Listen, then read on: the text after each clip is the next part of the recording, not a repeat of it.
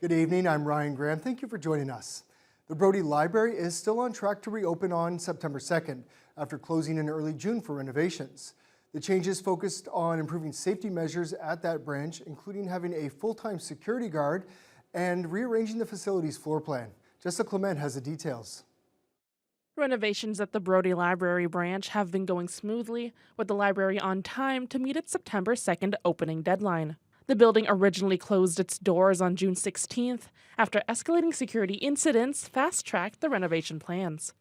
Library CEO Richard Hogman says the changes keep a focus on making the library safe for all users, with new security upgrades including hiring 2 full-time staff members. The first is our community facilitator, who's a real expert in working with some more at-risk and marginalized populations. They have experience, working in the shelters and in the outreach community, so they're really fantastic in not only de-escalation and managing some of those more difficult situations, but personally knowing a lot of our repeat customers in that sense. Then we also have a full-time security guard, which we've never really had before. So this will be a big upgrade and improvement for us, where they'll be patrolling the outside of the building, the entranceways, as well as both floors. The building's floor plan has also been rearranged. Togman says the lower level will be dedicated to research and local history. We've got our specialist research technicians working, move them right up front so the public can interact with them, ask them questions, learn all about different aspects of the collection, the microfilm machines, the old newspaper catalogs, genealogy. While the main floor will have the Indigenous Knowledge Center, the children's area, and public computers. Togman's excited for the public to see the changes, adding that the library is vital to the South End community. We're the largest local history collection for all of Northwest Ontario. So we get used pretty heavily down here. Also people coming in for their genealogy, finding out about their own family histories. Thunder Bay's got that really rich, interesting history to it. And so for the local history collection to get that kind of upgrade will be really amazing for those who use it really intensively.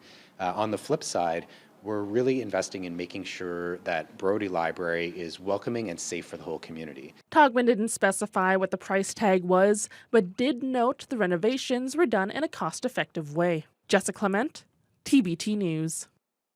The Port of Thunder Bay has released its latest cargo stats, and the good news we saw earlier this season continued last month.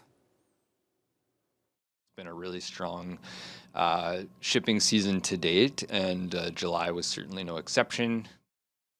Port CEO Chris Heikkinen says the port moved around 1.1 million metric tons of cargo last month. That's 9% higher than July of 2024. Most of the ships were loaded with grain, but there was also potash, coal, and general cargo. And for the first 4 months of the shipping season, Heikkinen says the port has already reached nearly 5 million tons.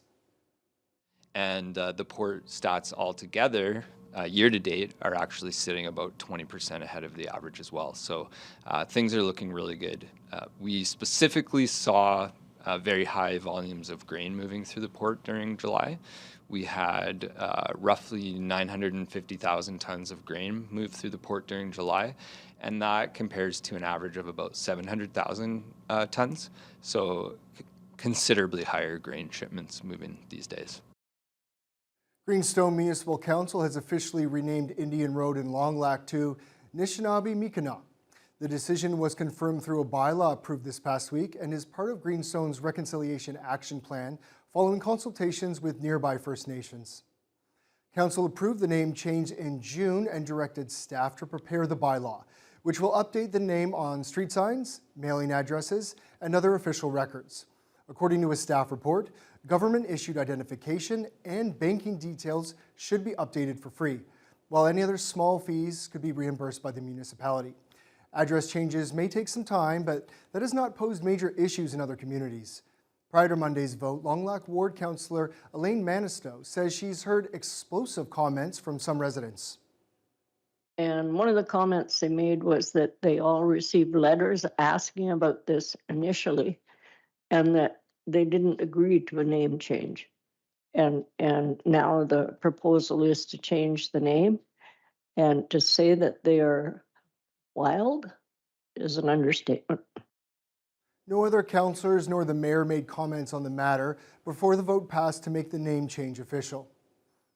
Police arrested a suspect last Thursday connected to an investigation of drug trafficking distribution to First Nation communities from the city of Thunder Bay. An investigation led by the Anishinaabe-Aski Police Services Intelligence Unit led to the identification of a subject and a warrant being issued. A 67-year-old from Thunder Bay was located and arrested on August 14th at a residential address in the 700 block of McIntosh Street. Police also seized significant amounts of opioids, including Ocodone and hydromorphone, along with about $55,000 in cash. The estimated street value of the drugs seized totals about $380,000. The suspect has been charged with drug trafficking and possession of property obtained by crime. The accused has since been released with a future court appearance date of November 13th. Fort William Historical Park celebrated First Nations culture this weekend with the Anishinaabe Kishigang event.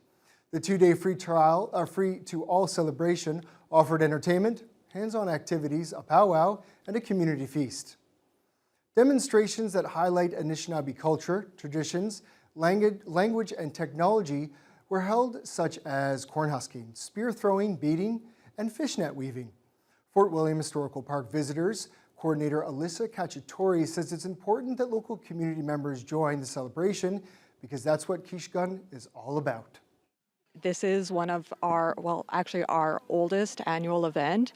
It's a celebration of Anishinaabe culture. This event has been happening since the early 1980s, and really as a Indigenous cultural celebration and to really engage with the community. So it's also important to us that we're not solely depicting the history today. We're bringing out community members, so we have the craft vendors and the powwow and whatnot, and really allowing for a celebration. Kishigang means Local Indigenous Peoples Day and has been a celebration of local Indigenous people for decades. In the early 1980s, the tradition brought the Fort William First Nations people and the local non-Indigenous peoples together to share knowledge. Since then, it has been an ongoing tradition for the historical park. The 135th Merlo Fair wrapped up a very successful year, and officials say the fair had more of everything, including a record-setting number of attendees. Emma Chilton reports.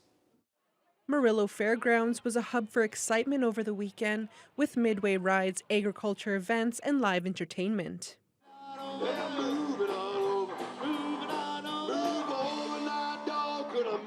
President of Oliver Agriculture Society, Lindsay Kozlowski, says Merlo Fair officials were thrilled with this year's turnout.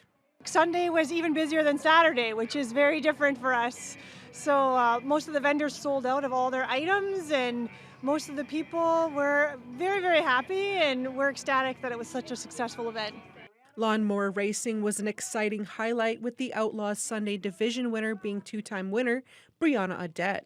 Brianna smoked her competition, leaving them in the dust.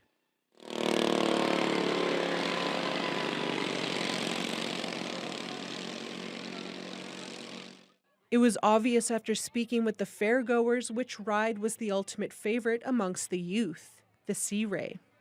And my favorite one is,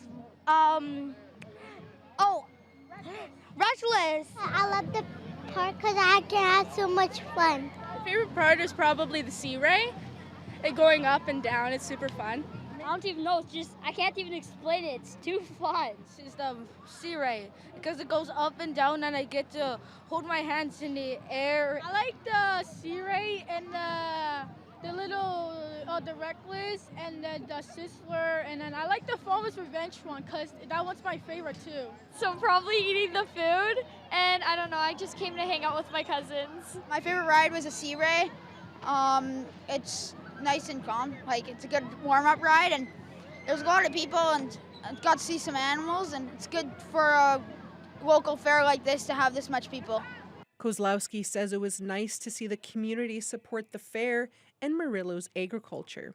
It was just really great to see the community come out for us and for the patrons to show up for us, and everybody is always so supportive of the Merlo Fair, and we really appreciate it. Emma Chilton, TBT News.